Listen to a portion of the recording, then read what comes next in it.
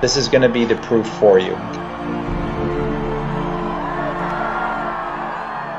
Today's ceremony, however, has very special meaning. Okay, to give you the strength to have the courage to trust in the plan for the next 6 months, because you're going to see overwhelming proof. Because today, we are not merely transferring power from one administration to another, or from one party to another. Thank you very much, everybody. From the Oval Office tonight, President Trump with a wink and a tease. Thank you very much. You'll find out. But we are transferring power from Washington, D.C., and giving it back to you, the people.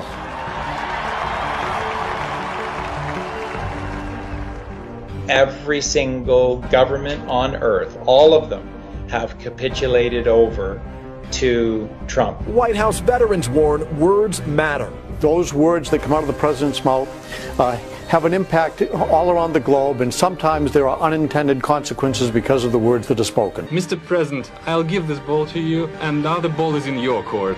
The gift of a soccer ball. You guys know what this represents? Tell us, sir. Maybe it's the calm before the storm. What's the storm? Could be the calm before the storm. What's the storm, Mr. President? You'll find out. Do not allow anyone to tell you that it cannot be done. No challenge can match the heart and fight and spirit of America. We will not fail. Our country will thrive and prosper again.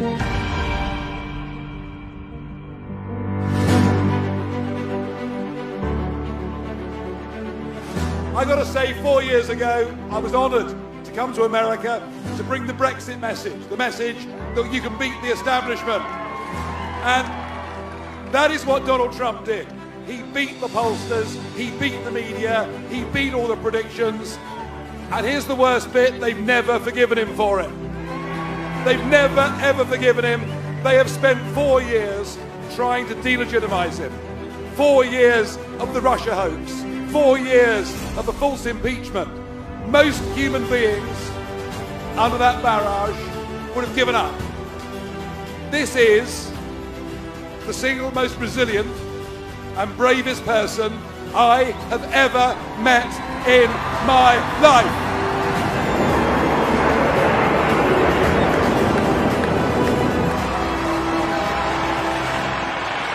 And when you vote next week, you are not just voting for who the President of the United States of America is, you are voting for the leader of the free world.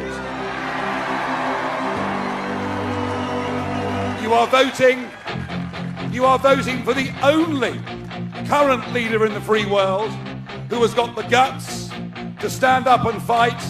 It's just chaos all the time. It seems like he's the commander of the chaos. To fight for patriotism, to fight against globalism.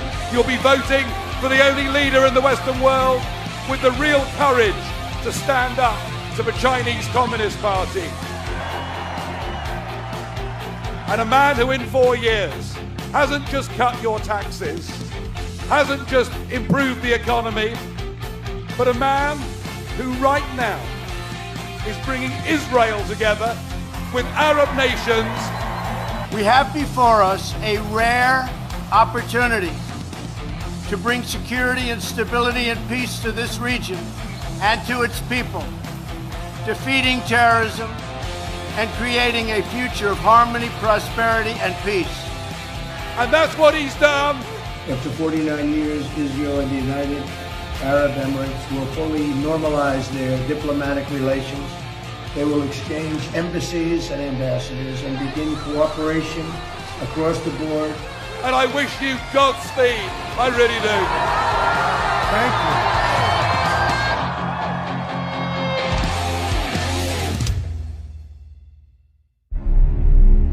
you. This is going to be the proof for you. And he took 6 months to clean house, clean the swamp in Washington. The White House insisting President Trump never tips his hand. We're never going to say in advance what the president's going to do. We need to be tough at times, but you can't get everything done by putting people in a corner. Tonight, the former reality TV star turned president is leaving American allies and adversaries with a cliffhanger. You know, it's not about I win, you lose. The other thing is, when you look at the Congress, though, it's like 24 hours since John McCain was put to death.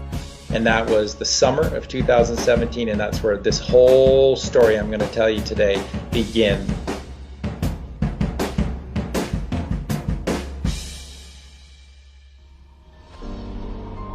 If it wasn't for us being so asleep, none of this would have been allowed to happen.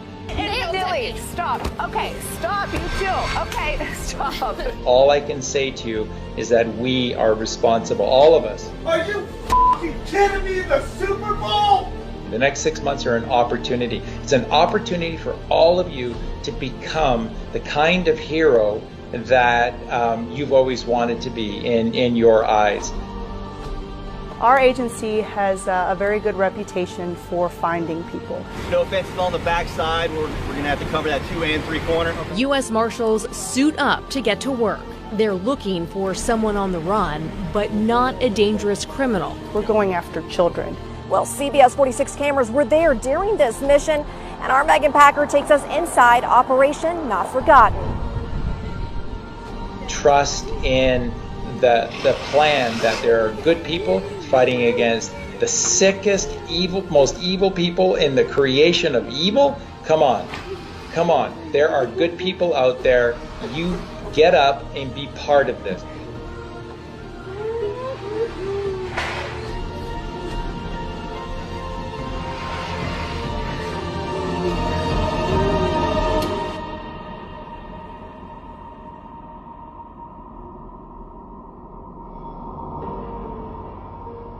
Everything is about Donald Trump and the abbreviation that you get with Q called D-class or DECLAS.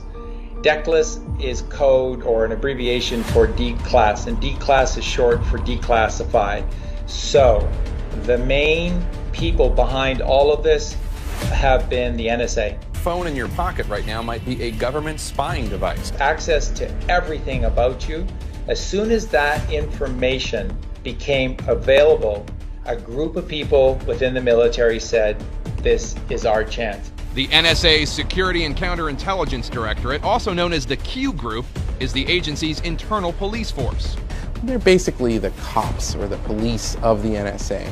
Their main job is to make sure that, their many analysts and officers and program managers are not targeted by foreign intelligence services. There is a moment in time, and we must act upon this. So I think Joe Biden and the Biden family are compromised. Obviously, I've referenced that I held a Q clearance. You're briefed on compromise and who you're able to talk with and deal and do business with. 50 years from now, our great-grandchildren will look back and say, what a beautiful history we wrote together. The minions who are running things for whoever is hidden in the background. Mr. President. What these minions don't seem to get is that they're just as vulnerable as we are.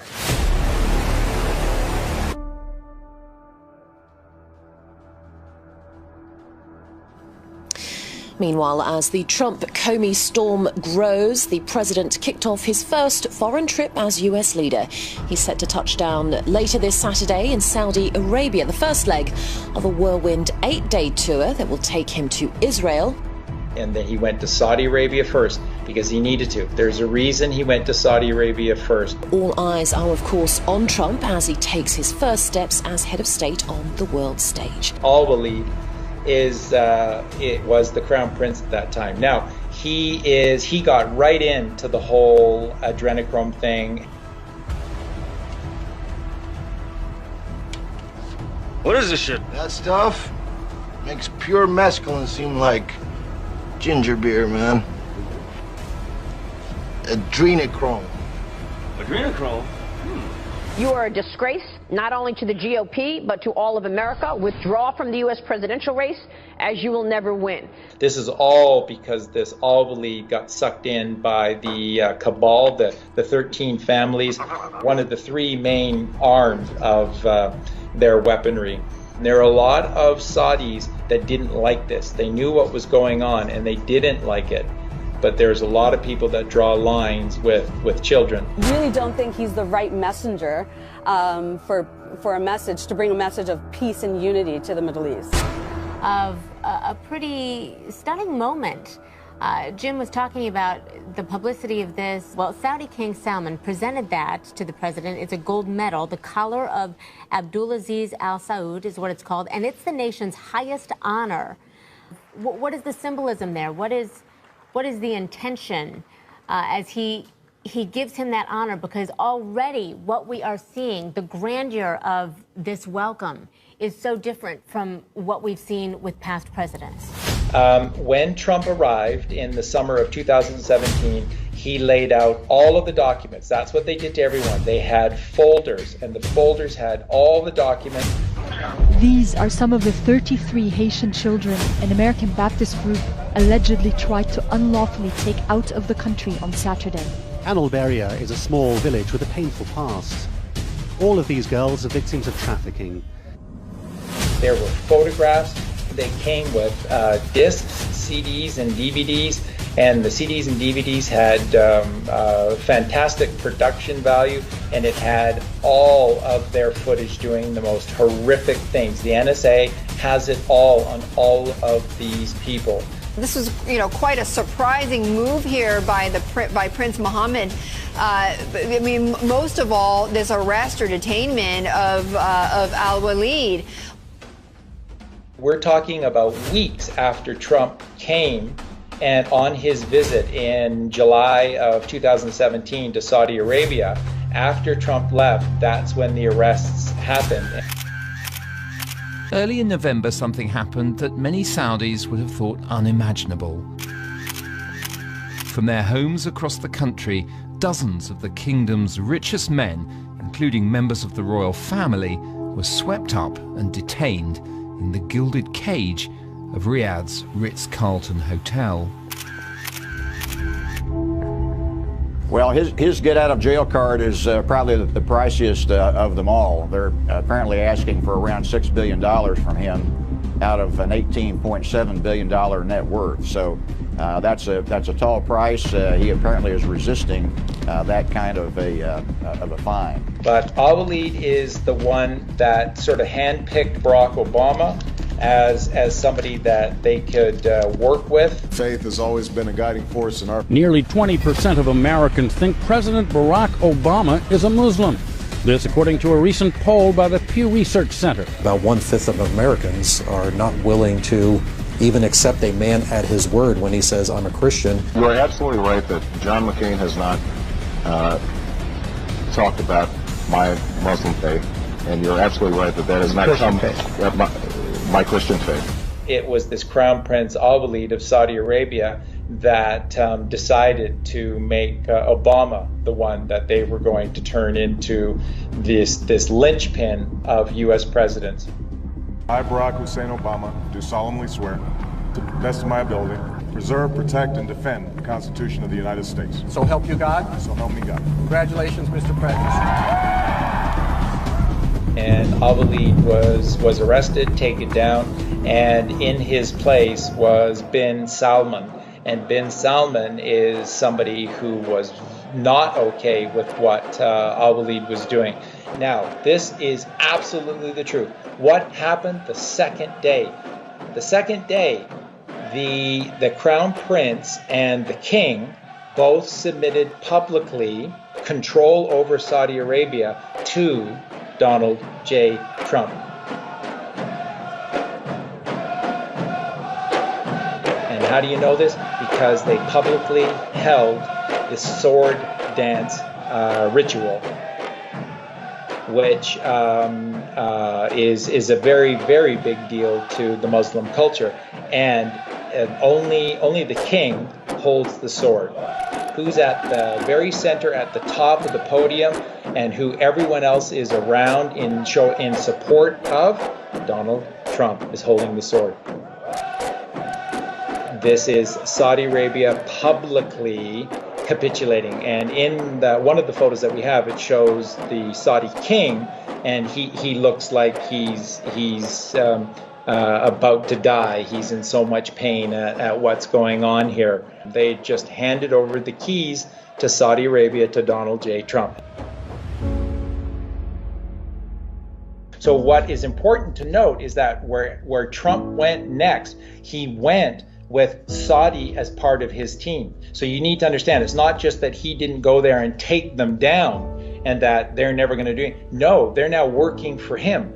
They're part of this team. They're part of the Q plan now. You need to wrap your heads around this. Direct from Riyadh, President Trump took the first official flight. And then the days that followed, Trump left Saudi Arabia and went immediately to Israel. Defeating terrorism and creating a future of harmony, prosperity, and peace. But we can only get there working together. There is no other way. Mr. Trump has already disappointed many Israelis. He promised to move the US embassy from Tel Aviv to Jerusalem, his next stop. However, all the signs are that won't happen now. One thing, in fact, we can just see there, just let me stop by saying we see President Trump there wearing a skull cap, a kippah, in fact, as it's known in Hebrew, being taken to the Western Wall by the ultra-Orthodox rabbi in charge of the location. And clearly he's been asked to look at text as such, explaining the importance of the wall. What is also very interesting for viewers is the fact that he's actually standing with his wife, because men and women are actually separated in front of the wall. Do you remember how angry most of you got when you saw those pictures of Donald Trump at the Wailing Wall?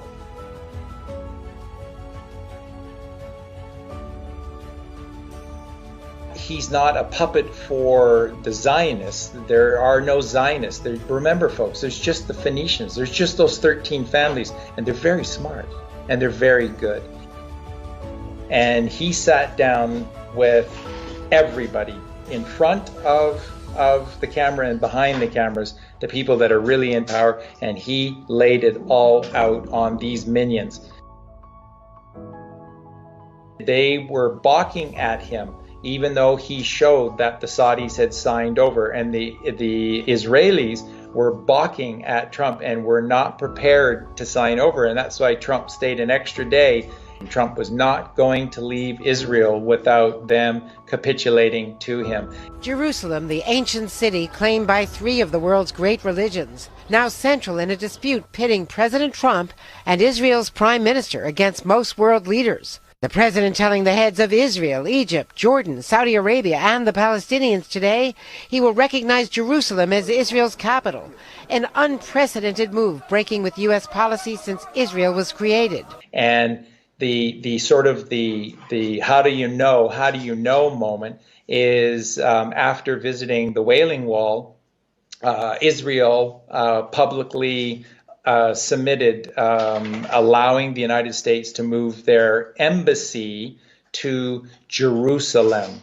But the president will not move the U.S. embassy from Tel Aviv to Jerusalem right away, despite a campaign promise. We will move the American embassy to the eternal capital of the Jewish people, Jerusalem. This is symbolic. It is a symbolic act to show who has the power, even in the Holy Land.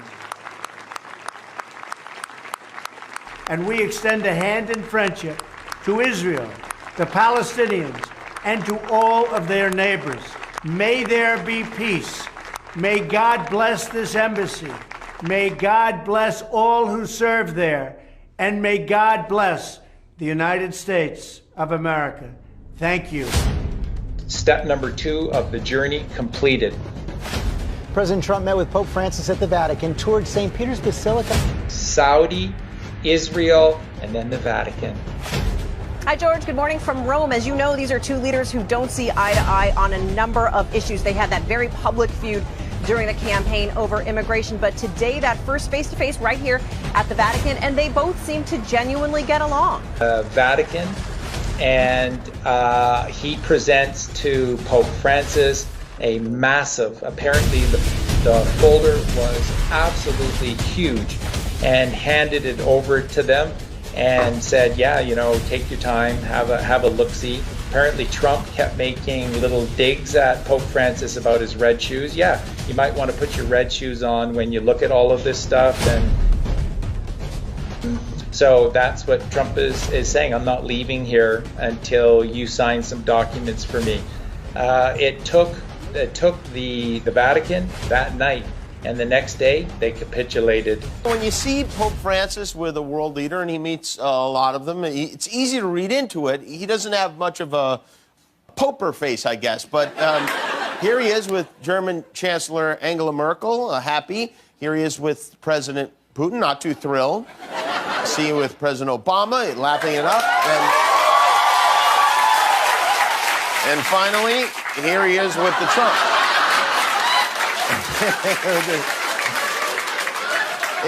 It looks less like a meeting and more like the Trump family passed away and they don't know it yet.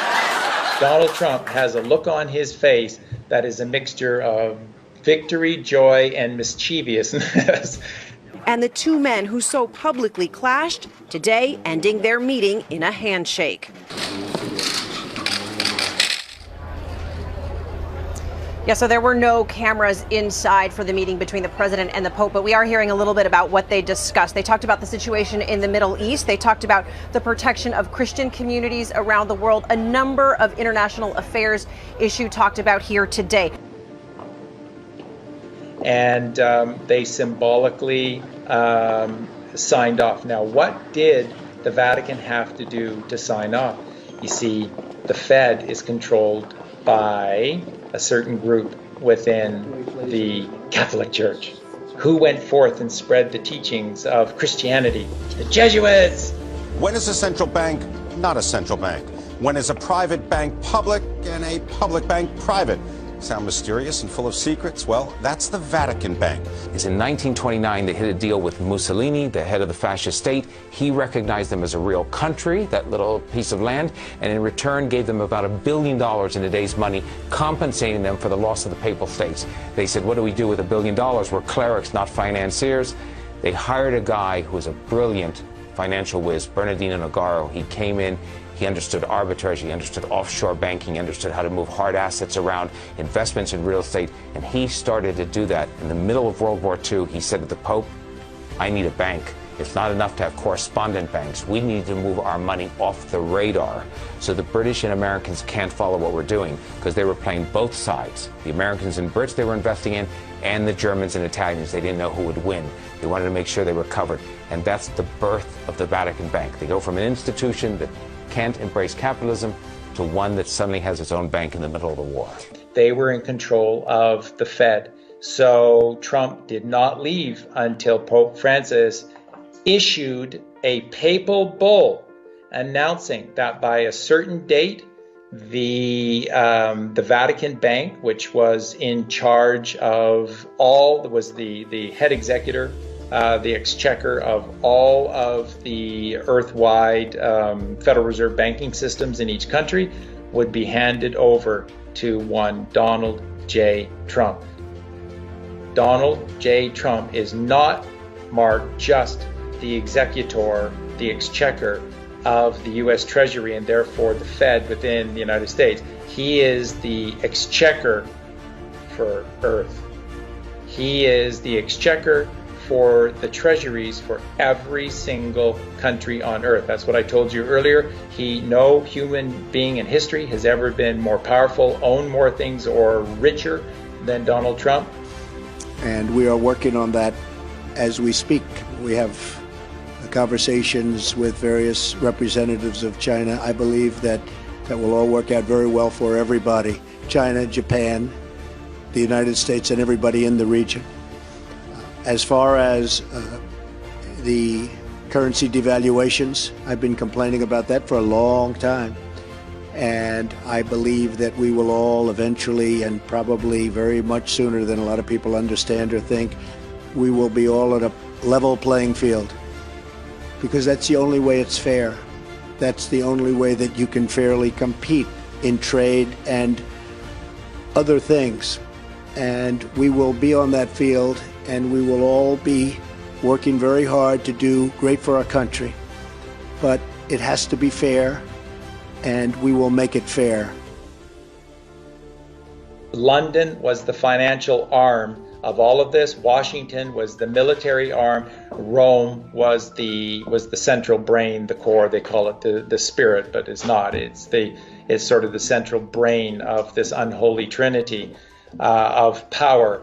And what they did by doing this is that so Trump's thinking is like the CIA, the Rothschilds, and the financial district of the city of London is too evil. It's too far gone. Don't even want to work with them. And he's not. He circumvented them. Its patriarch during the second half of the 20th century was Sir Evelyn Rothschild, who even today is the financial advisor to Queen Elizabeth. All of their power was cut off, and they have been forced to do some really humbling things over the last 18 months in particular by POTUS. Now, when Trump left Rome, he flew directly to Brussels. A city he previously called a hellhole. Can he and NATO's European members agree on who their real enemies are? And on International Missing Children's Day, we learn what can be done to both find and prevent losing children. And you all know the two big players that are in Brussels. You have this European Parliamentary for the EU, and then you also have NATO that just happens to be in Brussels as well. They were all there, all of the political heads, along with their finance ministers, and then all of the behind-the-scenes individual players were all there for this. And Trump apparently very famously, he called everyone together for this meeting, and then he purposely came late. Well, it's difficult to predict or to interpret how they're feeling, but it's basically been a meeting, not a summit, that has been surrounded by a lot of anxiety from all in Brussels and also from European capitals. And he made them just sweat it out. He made these pieces of dung in Brussels sweat it out. So Trump makes them wait. He walks in late. He throws this big folder on the table, and he said, "We have it all. We have it all."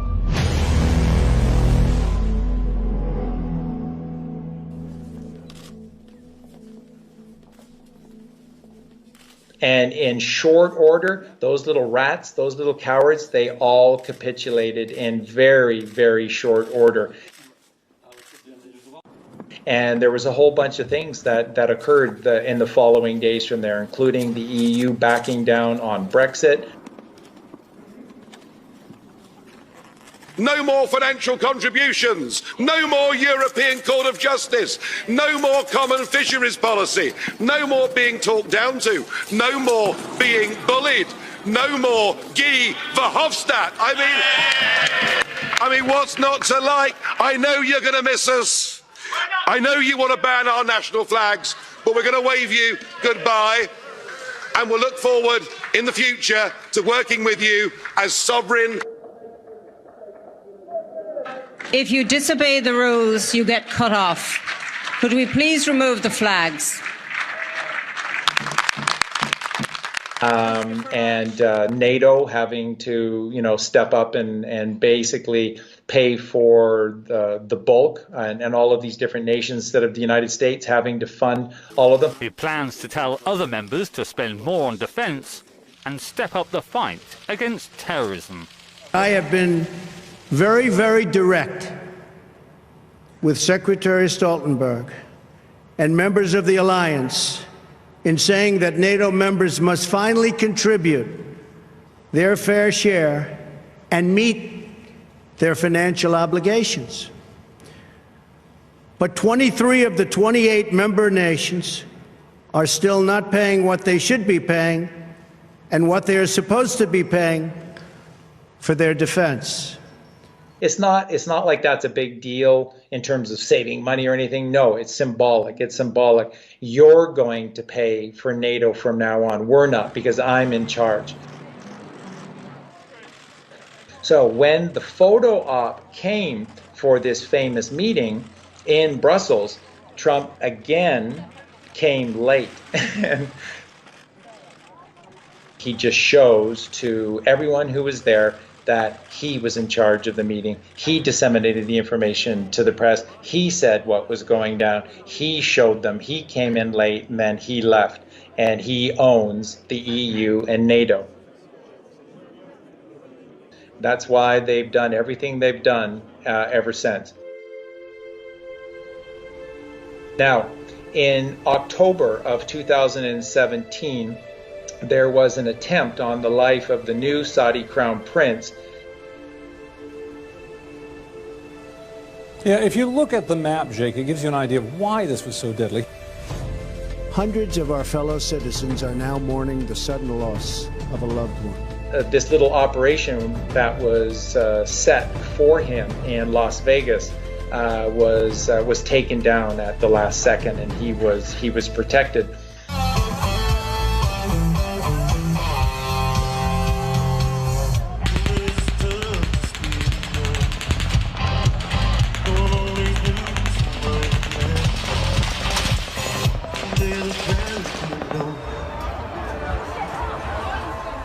Some at the concert thought it was firecrackers, some thought it was something wrong with the audio. They say it took them just a few moments to realize what was happening.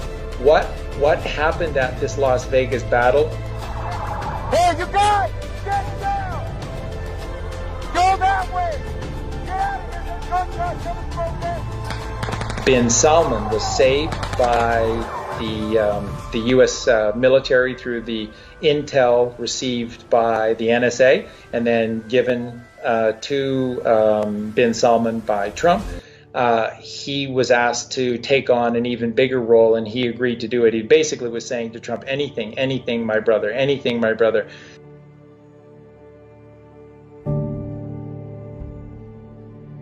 Thank you very much, everybody. It's a great honor to have the Crown Prince with us. It was a low-key arrival for such a high-profile visit.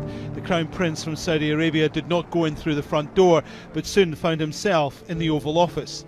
And there, US President Donald Trump addressing mainly a domestic audience. On Trump's behalf, Bin Salman went to all of the major corporations, and in particular, the media companies, so Google, Apple, Twitter, Facebook, Microsoft, all of these main companies were all targeted by Bin Salman. And on Trump's behalf, he visited all of them. And of course, this is all verifiable. I've got all of the documentation, all of the imagery showing all of these meetings taking place in late October, early November of 2017. And this is Bin Salman essentially helping Trump to do all of this work for him. And he went and he visited all of these puppet heads for all of these puppet companies, and he basically read them the riot act and showed them the documentation that the NSA had on all of them, and basically said, you play for Team Trump, and Trump is now in control of these corporations, or declass. All of this information will be declassified one by one, and each one of you will be offered up to the masses as a child murderer. So they all capitulated, and there's the money shots of all of these various heads of all of these various companies, including Jack Dorsey for Twitter. So all this stuff that's been going on lately with the censorship of Trump by Twitter, it's all part of the game that needs to be played out for people to get angry and to wake up to what the heck is the evil that's going on, and to say something about it and to do something about it and begin to change their lives. So that's real. All of that is real. And Bin Salman helped Trump do this, and he went to all of those CEO heads of all of those major media companies and social media companies. We are the oldest ally, France of America and the Middle East, more than 80 years. But there was a warning from the president to Saudi Arabia and others in the region. Whether it's Saudi Arabia or other countries, as we know, there will be no funding. We have a zero tolerance for the funding of terrorists. Among the things to be covered in the talks, the Iran nuclear deal, security across the Middle East. We've become very good friends over a fairly short period of time. Mohammed bin Salman has a long list of things to be discussed, debated and agreed during this US trip, and he does so believing his relationship with the president is deep, strong and mutually beneficial.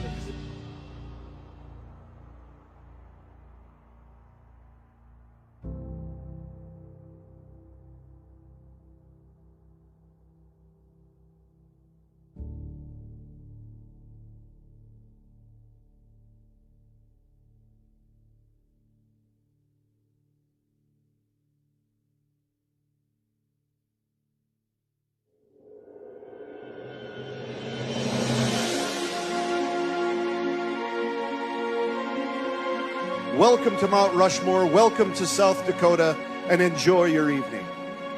Before the world, this monument will never be desecrated.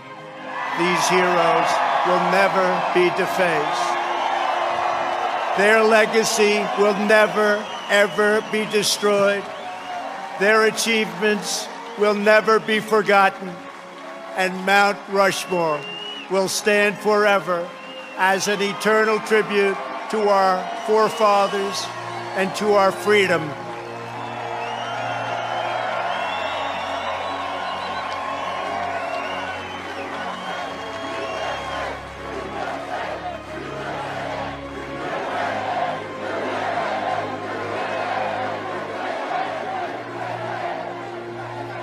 We gather tonight to herald the most important day in the history of nations, July 4th, 1776. At those words, every American heart should swell with pride.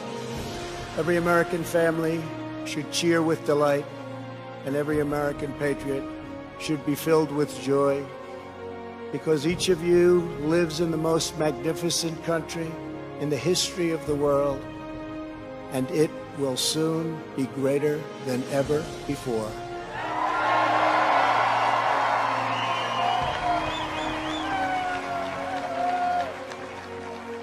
Our founders launched not only a revolution in government, but a revolution in the pursuit of justice, equality, liberty, and prosperity. No nation has done more to advance the human condition than the United States of America. And no people have done more to promote human progress than the citizens of our great nation. We will state the truth in full without apology. We declare that the United States of America is the most just and exceptional nation ever to exist on earth. We are proud of the fact that our country was founded on Judeo-Christian principles, and we understand that these values have dramatically advanced the cause of peace and justice throughout the world. We know that the American family is the bedrock of American life. We recognize the solemn right and moral duty of every nation to secure its borders.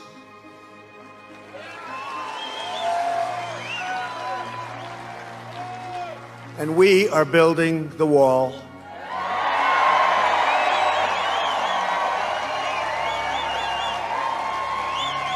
We remember that governments exist to protect the safety and happiness of their own people.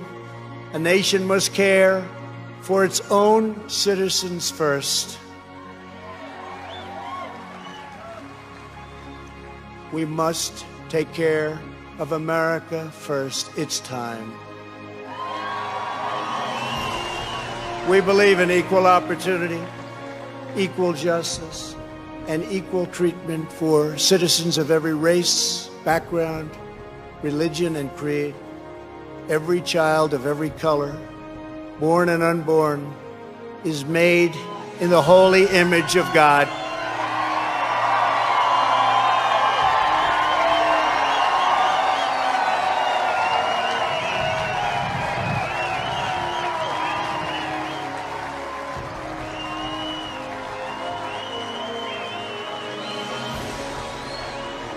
Above all, our children from every community must be taught that to be American is to inherit the spirit of the most adventurous and confident people ever to walk the face of the earth.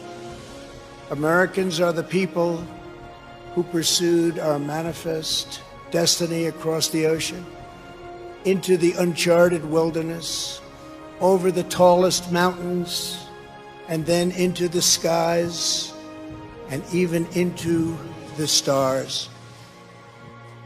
My fellow citizens, America's destiny is in our sights. America's heroes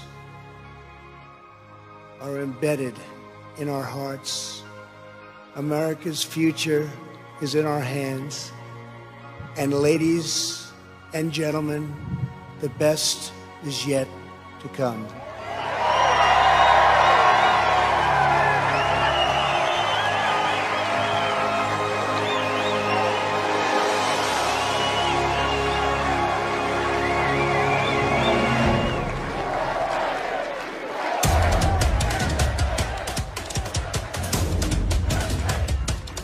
It is time for our politicians to summon the bravery and determination of our American ancestors. It is time. It is time to plant our flag and to protect the greatest of this nation for citizens of every race, in every city, and every part of this glorious land.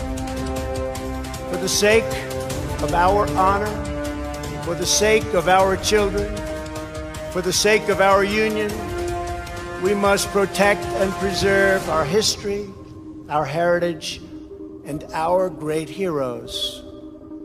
Here tonight, before the eyes of our forefathers, Americans declare again, as we did 244 years ago, that we will not be tyrannized, we will not be demeaned, and we will not be intimidated by bad, evil people. It will not happen.